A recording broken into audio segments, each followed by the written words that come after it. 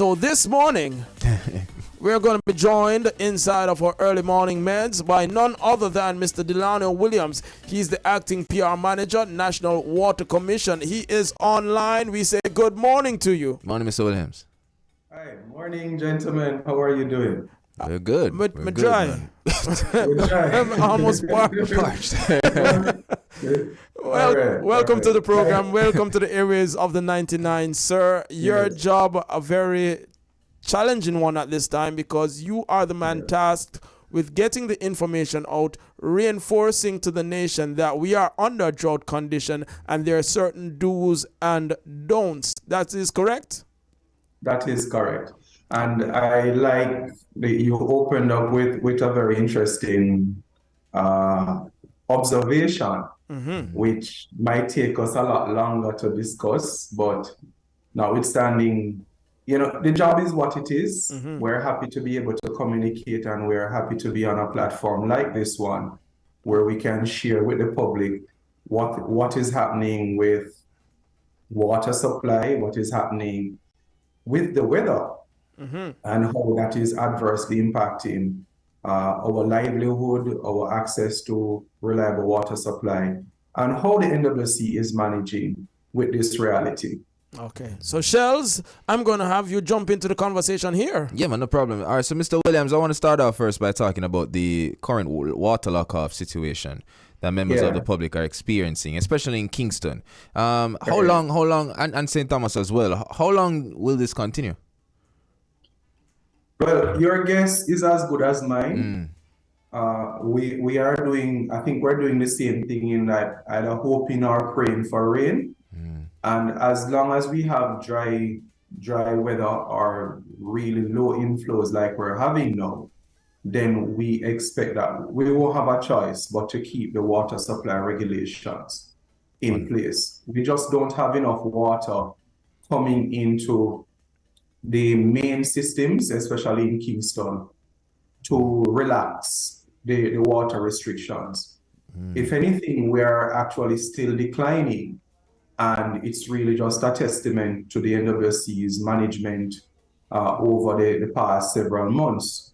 Because we've been at this now, Shells, since February, just to give you a reality check. And it's really down to the management of what little water we have that has enabled us to come this far and still be at, I think the numbers this morning, 37% for the Mona Reservoir and 36.85% for the Hermitage, which serves the Constant Spring water treatment plant. All right, so Shell started the conversation. He highlighted the KMTR and St. Thomas. Just for full understanding, where does those reservoirs serve? All right, so Mona, which some people call it the Mona Dam, it's on the way up to the Uig.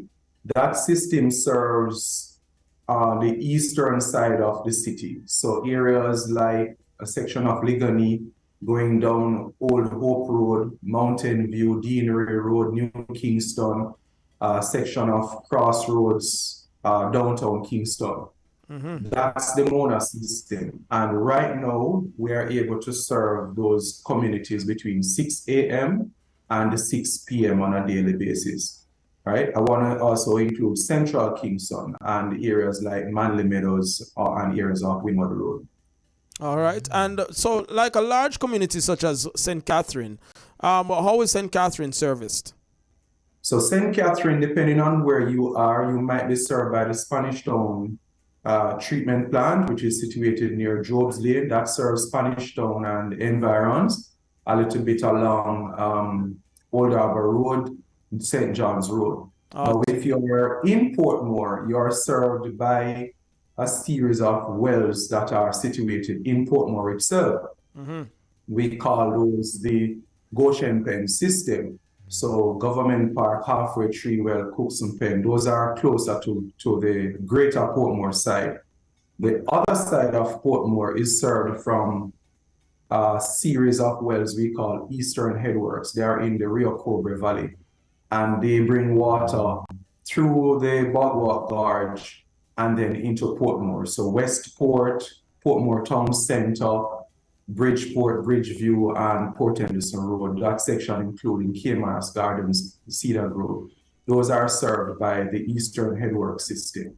Understood. Now, Mr. Williams, speaking about the water restrictions and how to advise the public on conservation of water, Right. are members of the NWC still going around in communities, ensuring that persons not wasting water? Come on, I got to tell the line of Mr. Williams, I'm nervous, so I'm gonna take up my hose, so I'm gonna look at my hose and just put it back down and take up the bucket because I can't deal with the fines and all that stuff. Is that still in effect? Cheers, I appreciate that, so you take it up. Yeah, I'm gonna put it right back down. Yeah, man, nervous, man. Yeah, man, please. And we want to say to people, don't take up the hose, use the buckets. We know it's a little bit more strenuous in some places to move around, but we don't have the amount of water to be doing non-essential stuff. If you see my car right now, you would understand the sacrifice that we are making, right? So we're saying continue to use water only for essential purposes, beg your pardon. Drinking, bathing, washing, just basic household matters. So filling of the pools, washing off the pavement, washing cars with the hose. And notice I said, you don't need to wash your car with a hose. Use a bucket if you have to, all right, because you're saving a lot more. There are persons who are filling like aquarium and so on, or outdoor ponds. That's not a necessity as well, right? And so we're appealing to all Jamaicans, especially in the areas where the drought still continues. You've listed a few of them, gentlemen, but it actually extends into the northeastern side of the country. So areas in St. Anne, St. Mary, and Portland continue to be significantly affected by a shortage of water supply. Some of the sources that were never even seasonal are proving to be close to drying up now. So we have in St. Mary alone about 6-7 systems that are below 25% in output, meaning they are down by 50% or more as we speak. And the narrative in Portland, which normally or historically is a very wet parish. There are sections of Portland that have not had any water in their pipes for at least 6 months now. Wow. Whoa. All right, so far you've been very pleasant and you've been speaking as if you're using moral suasion for us to conserve. Are there penalties? Are there fines? Is it can we go jail for it? If you so since you want me to, we understand the challenge, right? And so we're trying to use the moral suasion. We're trying to appeal to persons' sense of responsibility that whatever water we save now is what we'll have available for tomorrow. But if you fail, if you breach, we're going to fine you. If you fail to pay the fine, you are subject to court and imprisonment for up to 30 days. And just the whole point of having a record for breaching water restrictions. I mean, why would you muddy up your reputation like that? Imagine you need to do some business, whether or not you need to travel, and your record is not going to show that you were fined or imprisoned for breaching water conservation restrictions. Yes. It's a little frivolous if you ask me. What is not frivolous is the fact that we are in a bad way, and we're doing our best. We've gotten a little bit used to the pattern, which means that at least we're keeping it consistent as the NWC, and as customers, there is a level of patience and understanding that persons are doing their best with what is available. But the truth is, we need rains. And right now, we still have the projected forecast is sometime in September that the rains should come. We're hoping that they hold, because as we speak, we're seeing, for instance, the Jackson system. Well, it's really formally called the Seaview, and it serves Stony Hill, Seaview, areas down in Temple Hall, and it also goes across to Jackson. And that system typically has about almost 3 million gallons available on a daily basis. Gentlemen, it's now down to 50% of that. Wow. So we have now in another day or two, we're going to be implementing a regulation which includes Tuesdays and Fridays for Jacksonville and Boone Hall, Tuesdays and Fridays also for Mountain Spring and Skyline. Well, so Mountain Spring and Skyline will get it between 6 a.m. and 6 p.m. on Tuesdays and Fridays. On Wednesdays, we have Sunset Avenue and Harriman close, again between 6 a.m. and 6 p.m. And then Ivor Drive, Mulberry Avenue should expect some service between Tuesday, 6 p.m. into early Wednesday morning and Friday, 6 p.m. into early Saturday morning. We're going to publish this again, but it just shows you the kind of realities that we're having to adjust to now. As we're having this conversation and working with the Metafis. Thank you so much. Keep it simple. And the forecast for September. Yes. Thinking about back to school, what are the contingencies in place? Happy you asked. We're working with the schools. They're also working with the ministries, meaning our parent ministry and also the Ministry of Education. Typically in the weeks just before school, we do a reality check.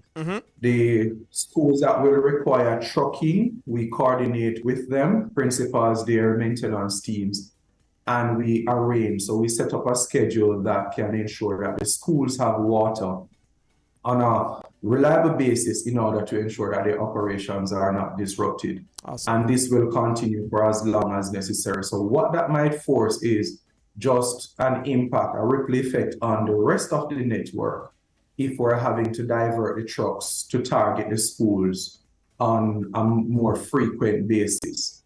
Again, we also encourage persons, where possible over the next coming weeks, to install their own personal tanks at home.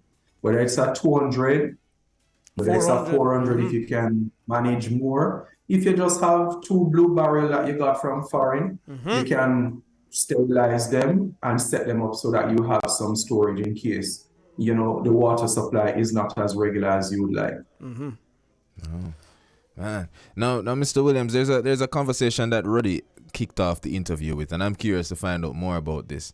In terms of the sewage charges that's coming in onto bills nowadays, can you explain that for the public? How is that done? Because a lot of persons are a bit confused as to how the sewage bill side of the bill almost matching is assessed. Right? Yeah. All right. Happy you asked that again. So how this sewage works is it's charged based on your consumption, meaning the individual consumption recorded on your meter. Follow me? Yeah, listening. So Roddy, if your sewage bill is high, it means you're still using a lot of water. I am following you. Yes. Yes. I get that. Right. But what really sparked me yesterday, I'm like, with all the filtration, why isn't there like my car when we not burn off all of the fuel that is sent to the engine?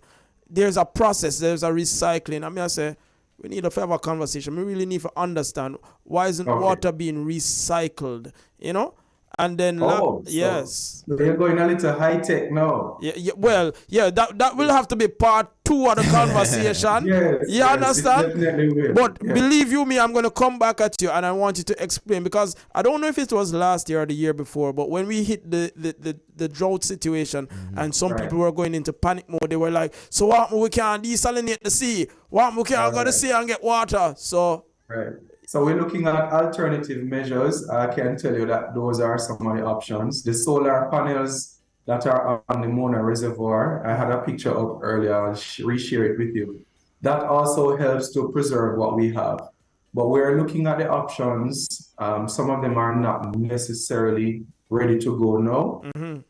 But what you've mentioned would probably be some solutions for non-potable use of the water. So whatever water we take from the sewage treatment could very well be pushed into maybe irrigation, sector, firefighting and so on, to reduce the demand on the NWC network. So what that we need is a pipeline system for itself. and Understood. a lot of money. We will have that conversation in the future. Thank you so much. You've been a kind sport. Yeah, man. You've shared a lot with us this morning, and we appreciate all the information that you've given us. Have yourself a wonderful day, sir.